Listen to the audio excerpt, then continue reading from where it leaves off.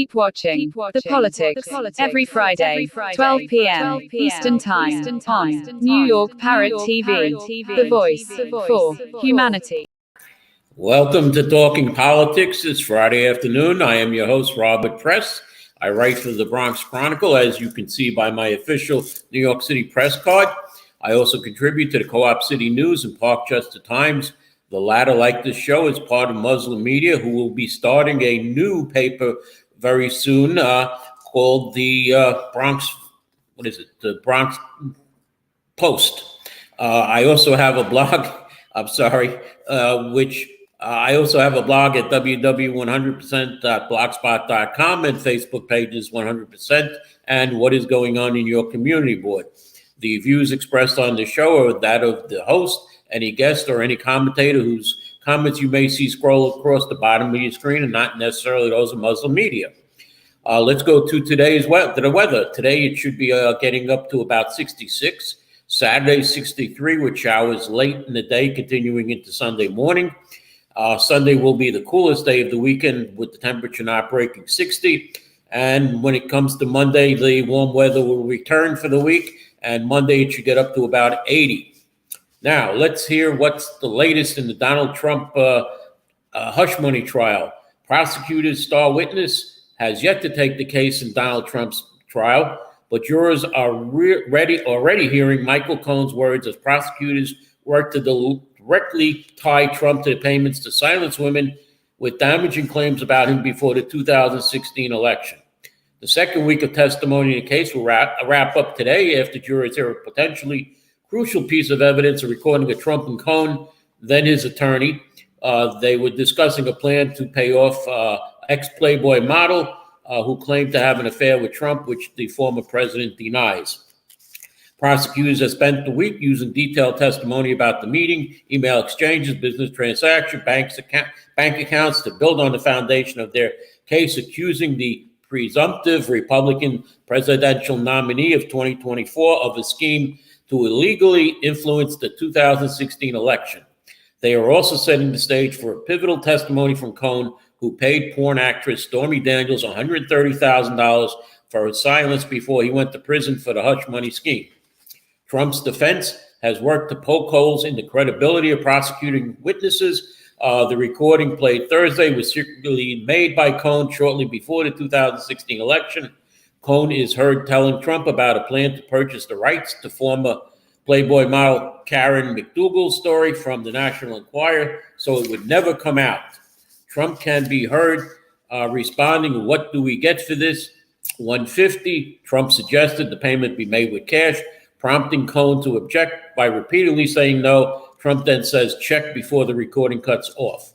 Prosecutors played the recording after calling to the stand Douglas Deos, forensic analysis from the Manhattan District Attorney's Office, who performed the analysis on iPhones that Cohen turned over to authorities during the investigation. Jurors also heard more than 6 hours of crucial testimony this week from Keith Davidson, a lawyer who represented McDougal and Daniels in their negotiations with Cohen and the National Enquirer. Trump's lawyers sought to dilute the potential harm of Davidson's testimony by getting him to acknowledge that he never had any interaction with Trump, only Cohen. He said, "I never had personal interactions with Donald Trump, but Mr. Cohen or some other source," he said. Trump is being charged with 34 counts of falsifying internal Trump Organization business records.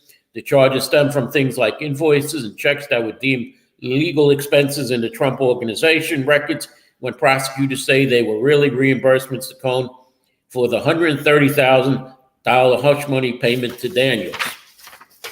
Now, let's find out what was the real percentage of President Joe Biden's New York primary win.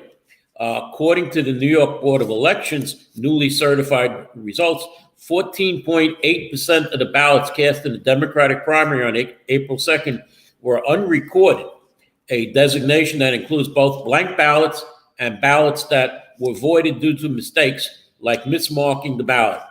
Out of a total of 200,043 ballots cast in the 5 boroughs, 29,684 were unrecorded, the vast majority of which were likely blank. In the Bronx, there were 23,781 ballots cast, with 1,406 blank or unrecorded, or 5.91% of the Bronx vote. Congratulations to the Bronx Democratic Party.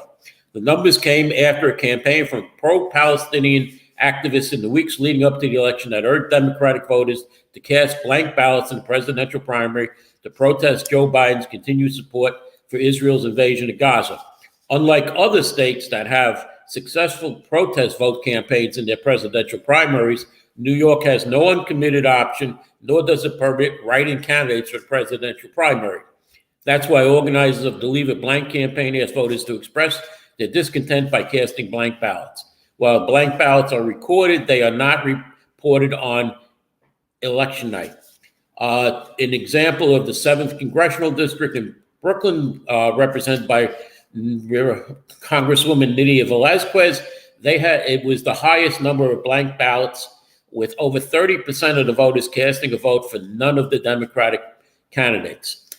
Here in the Bronx, in Congressional District 14, represented by DSA-backed Congresswoman Alexandra Ocasio-Cortez. However, the number was lower than other parts, with only 13% of the ballots as unrecorded. However, other parts of Western Queens, where progressives and socialists had performed well, had higher rates of blank ballots.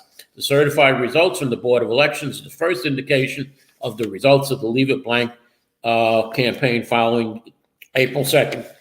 Now, it should be noted that in the 2020 New York presidential primary, there were 847,683 total ballots, with only 36,022 blank or unrecorded ballots at a 4.25 citywide rate. In the Bronx, there were 136,891 total votes, with 8,575 blank or unrecorded ballots at 6.25%.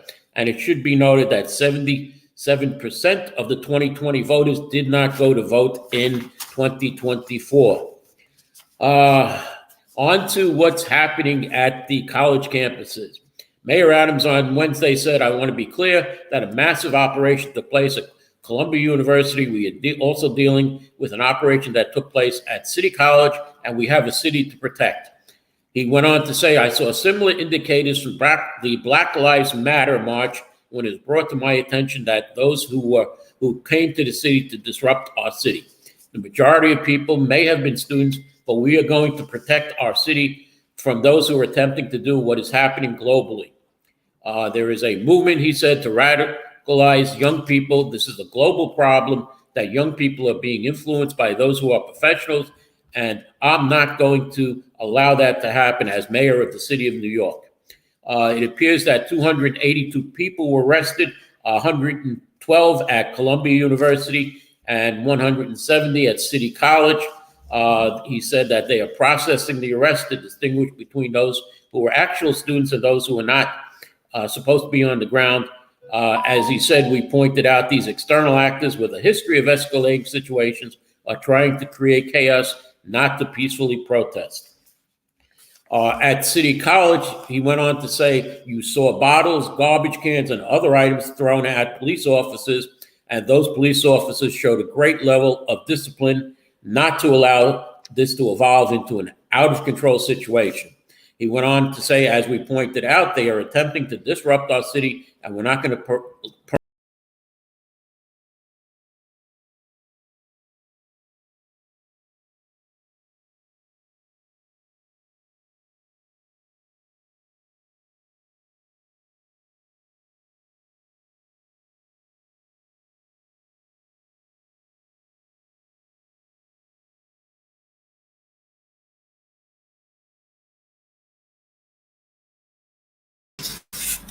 Okay, I'm back. A little problem here on my end. Now, Thursday, Mayor Eric Adams and Police Commissioner Edward Caban released additional details surrounding the arrest of the 282 individuals, and that 29% of the individuals at Columbia were not affiliated with Columbia University. And at CCNY, the individuals were arrested with charges ranging from burglary to assault on a police officer, obstructing government, operations, criminal mischief, resisting arrest, trespassing, disorderly conduct, and that 60% of those individuals were not affiliated with CCNY. He said that the world is watching New York City, and our message to them has been clear. We will not be a city of lawlessness. We will not allow our youth to be influenced by those who have no goal other than spreading hate and wreaking havoc on the city, said Mayor Adams. Since Tuesday night's arrest, the NYPD has been investigating which individuals were affiliated with the different schools and who were not. Most arrested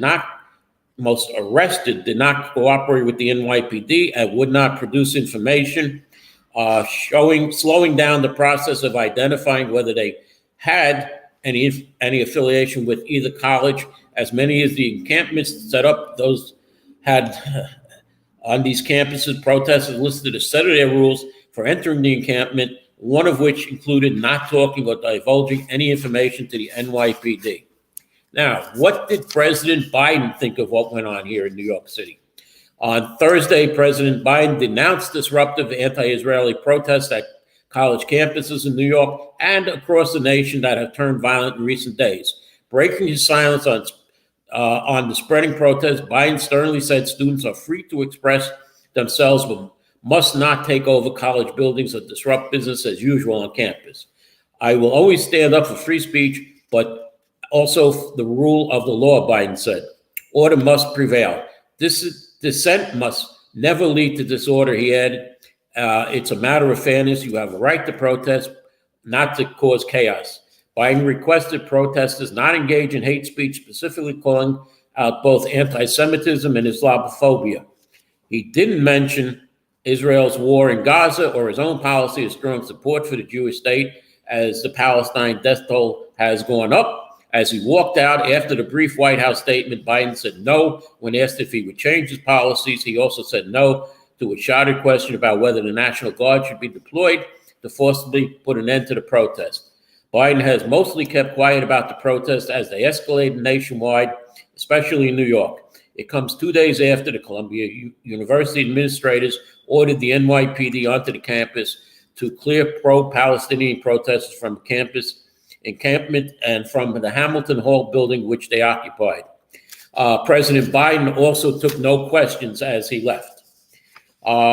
Congress, well, there's been difference in Congress. Republican Mike Lawler, a suburban New Yorker in the swing district with a sizable number of Jewish voters, is sponsoring legislation that he says will force college administrators to crack down on anti-Semitism. And if they fail to do so, then there needs to be consequences, including defunding these institutions of federal dollars, including student aid, he said. Among the New York delegation, Representative Jerry Nadler, who said that in 1968, he was in college when they staged riots and the police were clubbing kids, dragging them down the steps by the feet, so their heads banged on every concrete step.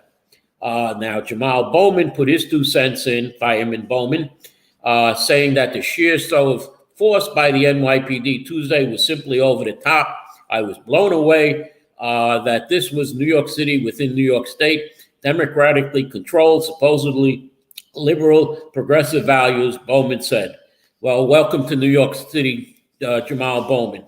And the vote on this was 320 to 91. As far as our New York delegation, those who opposed it were Nadler, Bowman, Yvette Clark, and Alexandria Ocasio-Cortez, and Lydia Velazquez. So it passed overwhelmingly. The person who will be prosecuting any of these protesters is Manhattan DA Alvin Bragg. He is charging 46 Columbia protesters with trespassing, 22 city college protesters with burglary. Now, Bragg is already at the center of a political storm as Donald Trump's criminal trial rolls forward, the first ever of a U.S. president, as I come near my commercial in a few seconds. And also, New York's top court overturned the 2020 conviction of Harvey Weinstein last week, leaving the Manhattan District Attorney's Office to retry the case. Bragg faces another significant choice, whether to prosecute the many pro-Palestinian demonstrators facing charges in New York City, and the police department looks to snuff out campus protests. More than 520 individuals were arrested in New York City as there were protests also at Fordham's University's campus in Manhattan. But Manhattan DA Alvin Bragg is going to have to decide what he's going to do with these people. Is he just going to let them go, or will he prosecute them as according to the law? So let me go to a commercial now, and we'll get into some other business.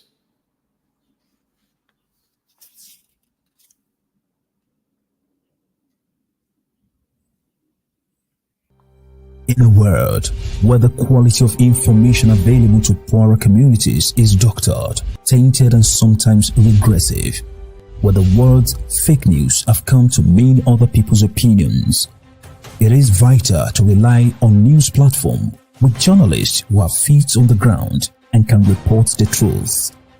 New York Parrot, a New York-based national and global news outlet, is changing the narratives of media operations. We focus on the news that matters, like self-empowerment, entrepreneurship, finances, health, security, politics, and more. We strive to curb violence, racial and economic discrimination, and to promote peace and socio-economic development of multiculturally diverse world. As we give voice to the people, we also give your business a voice and make it heard. Get your products and services off the ground by advertising on our fast-growing platform.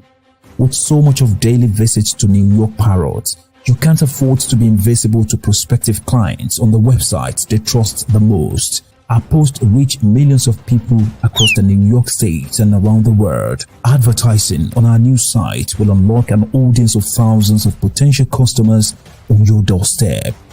New York Parrot is born to prosperously speak tomorrow for the voiceless.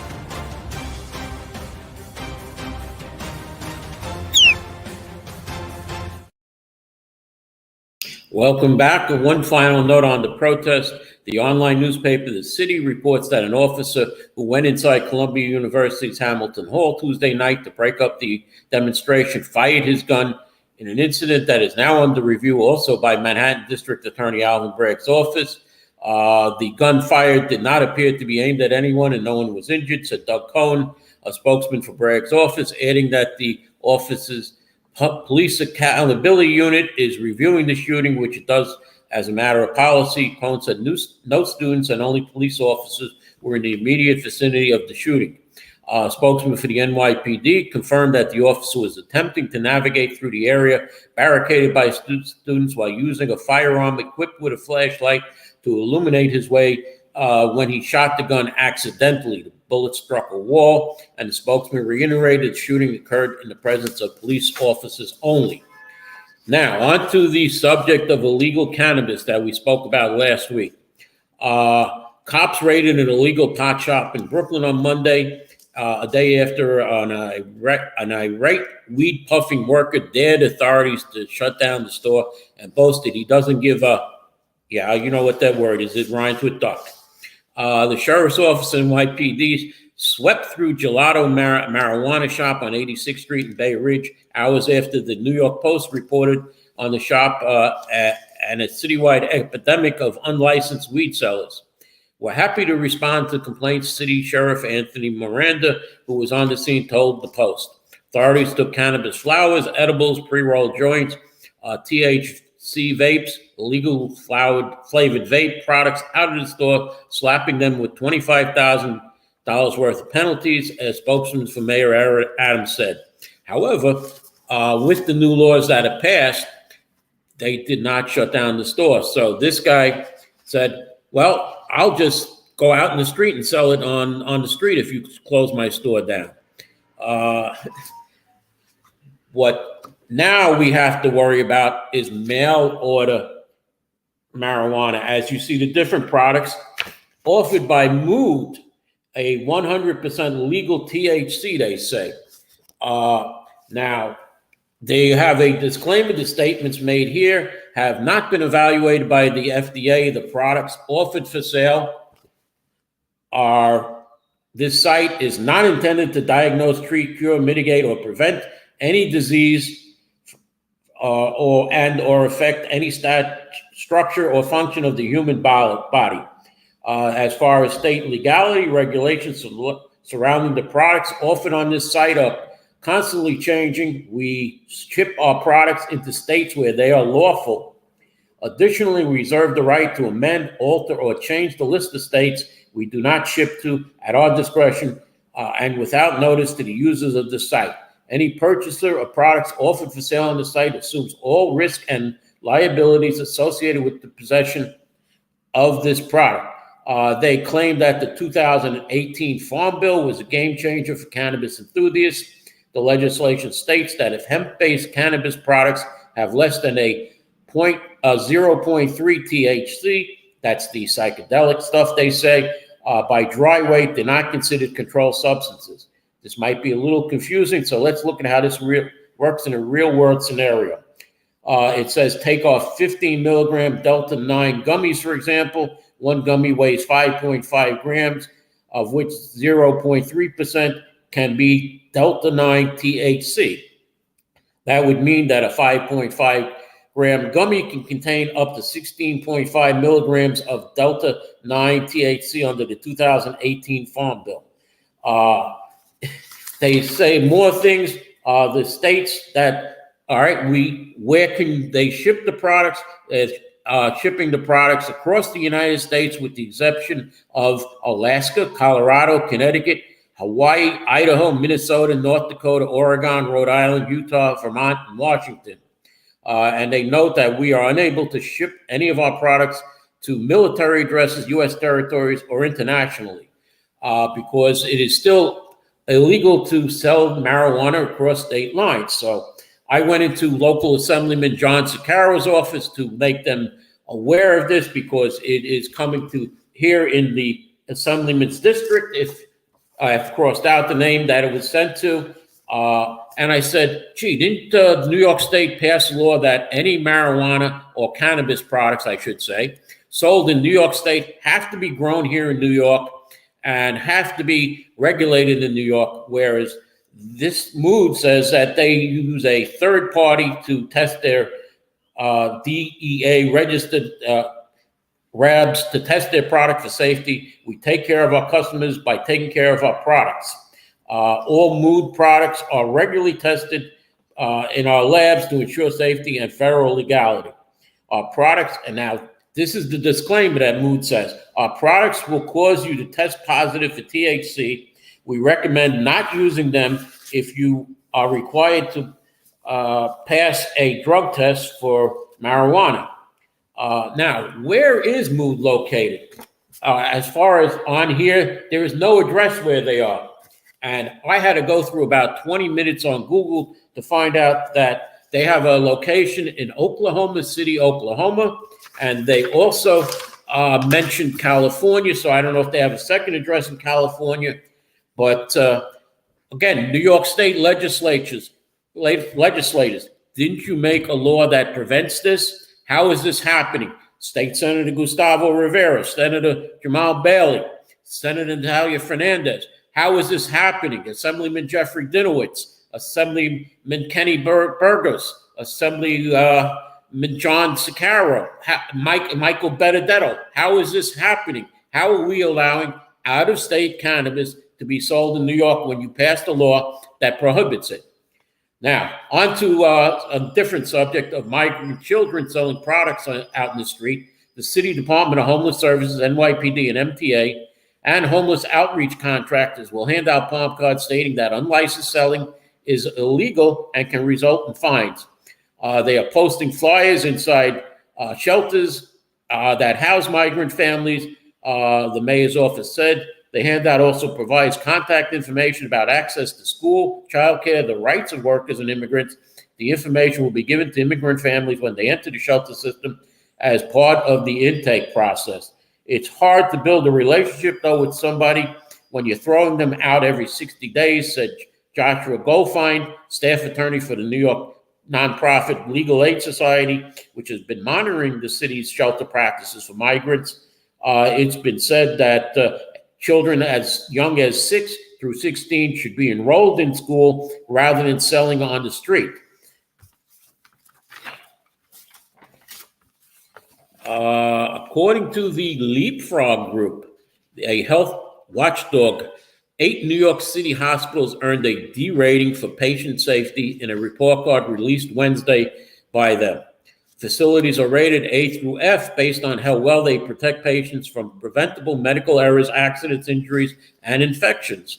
It gave poor grades to St. Barnabas Hospital, Montefiore Medical Center, Einstein, and Moses campuses in the Bronx. That's both the East Side Montefiore Einstein Hospital and the West Side 210th Street Hospital. I'll get to Community Board 11 a little later, Mr. AJ. They also included St. John's Episcopal Hospital in the Rockaways, which is the only hospital in the Rockaways, Jamaica Hospital Center in Queens, and Staten Island University Hospital North Campus. They also included Woodhull Hospital and Brookdale Hospitals in Brooklyn. NYU Langone in Manhattan and Brooklyn were the only ones in the city to earn an A. In a statement, they said that the NYU Langone system pointed out that the high marks extend to the Tisch Hospital and Kimmel Pavilion in Manhattan, NYU Langone Hospital, Long Island, and NYU Hospital in Brooklyn. New York placed 39th in the country with 11.8% of its hospitals earning an A, a slight improvement from the fall of 2023 when it was in 42nd place with a 10.9% of its facilities receiving top honors. Still, 3 hospitals in the state scored an F in the report card. 2 are in Elmira, New York, and 1 is in Buffalo. The Leapfrog Group report card is released twice a year with nearly 3,000 U.S. hospitals graded. Jacobi Hospital here in the Bronx came in with a C rating by Leapfrog. I have a few minutes left, so state lawmakers want to extend the type of alcoholic beverages that can be directly shipped to New York consumers and how restaurants buy alcohol in the state before the legislative session ends in about 5 weeks. The state budget extended to-go alcoholic beverages for 5 years through 2030 and allows the movie theaters that serve food to get a liquor license. But before lawmakers leave Albany on June 6th, they want to pass legislation to allow restaurants to buy a limited supply of alcohol from local retailers instead of waiting for delivery shipments from large distributors. There's also discussion to pass a bill that permits cideries and distillers, among other small beverage producers, to ship to customers like wineries around the state. A lot of these laws in the alcohol space are from the Prohibition era. They're super antiquated, said State Senator James Scoffless on Thursday. The Hudson Valley Democrats sponsored the bills and said it's time to change since nearly a century has passed since Prohibition has ended. The state has 2 large liquor distributors, Empire Merchants and Southern Glacier Wine and Spirits, which comprise 90% of the market. The senator said these distributors and other special interests have fought hard against the change for years, and we want small businesses to have a chance that these are cutting into their profits, even minimally, as far as the 2 major distributors go. Now, alcohol addiction recovery advocates like Rob Kent, who formerly served as counsel to the State Office of Addiction Services and Sports, argue that proposed laws will have a detrimental effect on public health, especially young people. They're ignoring the data, Kent said, of state health department records. 1 in 6 New York adults have shown to have excessive alcohol use in the form of either binge or heavy drinking. Everyone talks about the revenue that's going to be generated if we make alcohol more accessible. They need to talk about the cost of treating people who wind up with too much and end up with health conditions, Kent said. Now, while I close, let me just tell you that Bronx Week begins Monday, May 6th and runs through Sunday, May 19th with the grand finale, the Bronx Week Parade, Food Festival, and concert returning to Marshall Parkway this year. You can go to the ilovethebronx.com for full details on Bronx Week, as there are events and more than one sometimes each day. And it is not only 1 week, it is 2 weeks. And as a matter of fact, Bronx Borough President Vanessa Gibson has it really running more than 2 weeks. It'll continue after the 19th through the end of the month with some items. And let me just leave you with this. If you plan to move to Buffalo because you don't like it here in New York, in his annual State of the City address, Buffalo Mayor Brian Brown said he is setting the stage for the city to grow and make progress, which will happen with a 9% property tax increase. And as for Mr. AJ, Community Board 11, we know that one member resigned the night of the vote, which was Phyllis Tisnastachio. It appears that on May 2nd, former, and I say that now, former chair of Community Board 11, Bernadette Ferrara, handed in her resignation to Bronx Borough President Vanessa Gibson's office. So that is now 2 less people, and the board is down to 40 people. It can have up to 50 members, each board, and it is up to the borough president who appoints members to the community boards. As far as Community Board 11 goes, there are 3 council members who make nominations to the board, and it looks like Council Member Christy Maramato will have up to a dozen nominations to give to the borough president, because the latter 2 were her nominations. As a matter of fact, there are several vacant spots on the board that were to the local councilwoman that were never filled. So hopefully we can get those people on Community Board 11 so they can stabilize Community Board 11, like myself, with my past history on Bronx Community Board 8, 6 years as Vice Chair of Public Safety, Vice Chair of Traffic and Transportation, and Chair of its Budget Committee. I also contributed to the writing of the Code of Ethics for Community Board 8, which Community Board 11 used as a guide, and I was involved in the major revision of the bylaws of Community Board 8 in 2015. And due to an unfortunate incident, by not endorsing a certain city council member back in 2016, at the last minute, then Bronx Borough President Ruben Diaz Jr. did not reappoint me as the chair of Community Board 8, called me at 10 p.m. May 31st to tell me that, I'm sorry, the borough president did not reappoint you. And as my status as a reporter, as you see again by my press card, the next night, Borough President Diaz held an event. So I went over to see Borough President Diaz to see if he can try and find out why he didn't. But I got my answer from other people that it was the Bronx Democratic Party who had threatened me in January. I would form, gee, Mr. Press, you're up for reappointment. You better watch out. And obviously, the Bronx Democratic Party had its hoofs into then Bronx Borough President Ruben Diaz Jr., and I was not reappointed. And when I said hello to Borough President Diaz the night afterwards, his words were, So he didn't know what to say to me, but we both know what happened. It was the Bronx Democratic Party. So if you look and see why I'm not that friendly with the Bronx Democratic Party, I have no problems with the Bronx Democratic Party.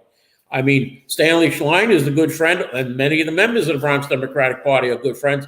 But you come after me, I'll come back after you. And let me just say, yes, democracy is indispensable to socialism, according to Lenin. And let's see what happens. And hopefully none of the members of Community Board 11 will receive a call by May 31st telling them that they haven't been reappointed, although the borough president has said that she will not be reappointing certain members. She has not said who, but let's hope that Community Board 11 can work for the community. They have the Metro North plan coming in, which city planning actually lied to the community board by not telling them that they added the City of Yes, which is another big thing. And Community Board 11 will be having a City of Yes meeting on May 8th, Wednesday, May You can go to the website. I don't know if the agenda is up yet, as usual, but go to the Community Board's 11 website on Monday and see if the City of Yes agenda is up. The meeting is Wednesday night at the board office. This is for the City of Yes housing opportunity. It is very important and very crucial to our neighborhood. And let me sign off now and say thank you for watching, and I'll see you next week.